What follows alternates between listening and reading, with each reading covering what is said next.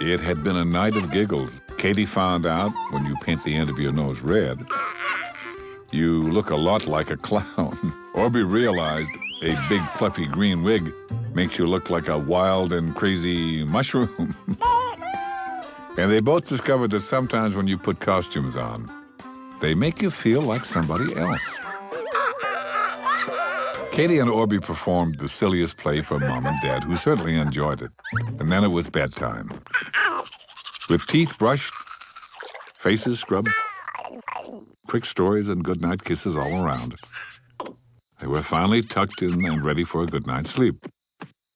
Or so it seemed.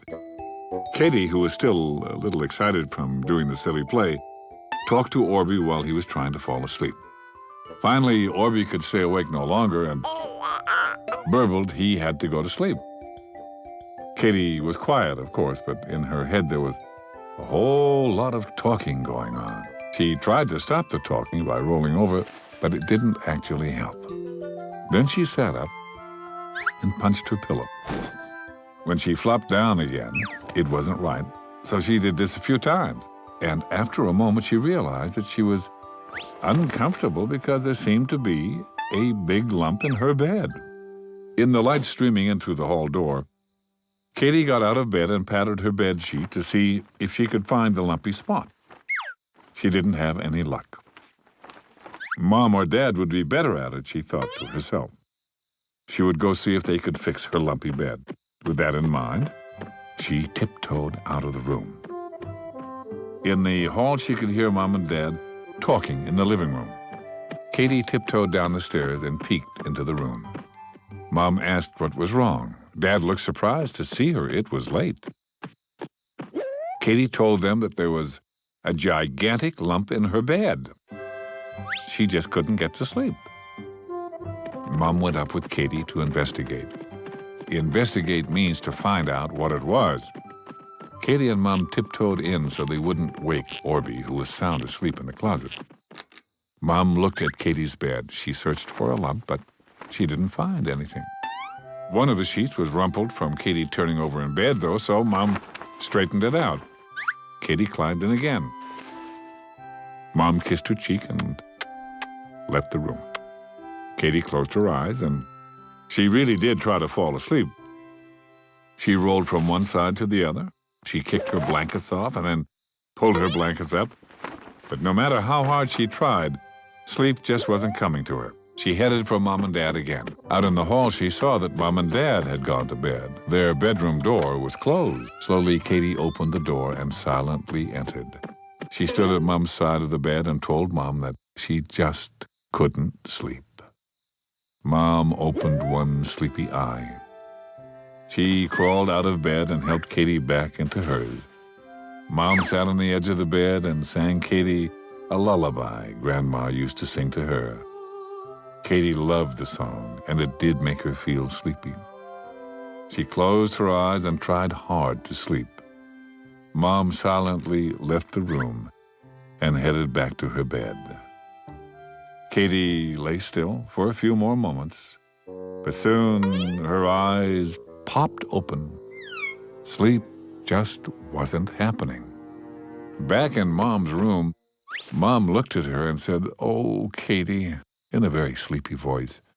Dad woke up, and when Katie explained her problem, Dad dragged himself from the bed, and he took Katie back into her room.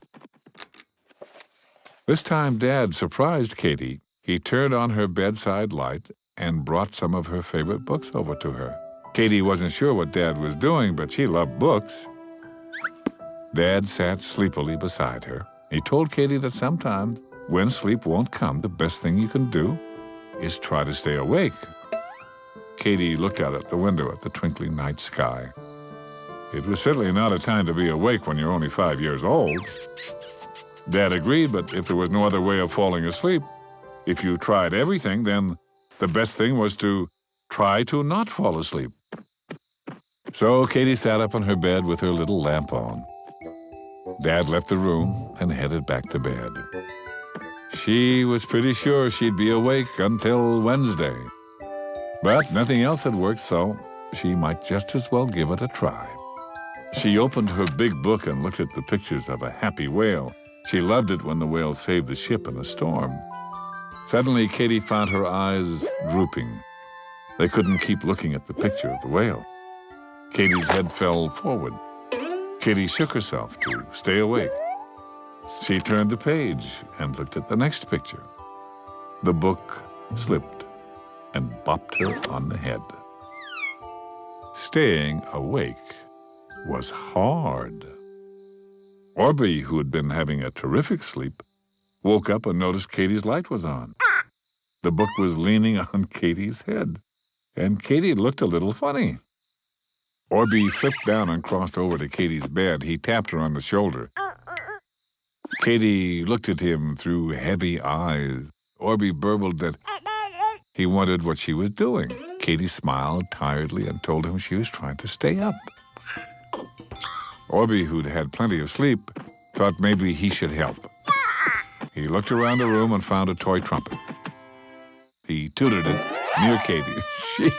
She shot right up in her bed. Orbie pointed out that now she was awake. Katie explained she was trying to stay awake so that she could fall asleep. But now Orbie was waking her up, and all she wanted to do was sleep. Orbie shrugged and headed back to the closet. Some things were really complicated. He climbed up on his hanger and within seconds was asleep. Katie, who'd had such a shock at the sound of the toy trumpet, was now, once again, wide awake. She sighed and picked up her book, but she didn't even get to the second page before the book fell over and bopped her on the head. Finally, Katie slept, and Orbie too. Dad checked on them both, but they were sleeping so deeply they didn't hear him at all. From that night on, whenever Katie had trouble sleeping, she always tried to stay awake, and it worked every time. I hope if you ever have trouble sleeping, you'll remember Katie and how she finally fell asleep. If you try it, I know it will work for you.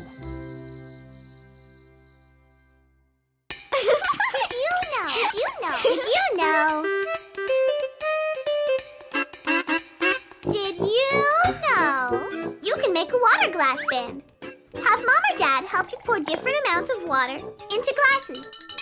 And then tap them softly with a spoon. The different water levels make different musical notes. Just make sure you don't get thirsty during your performance.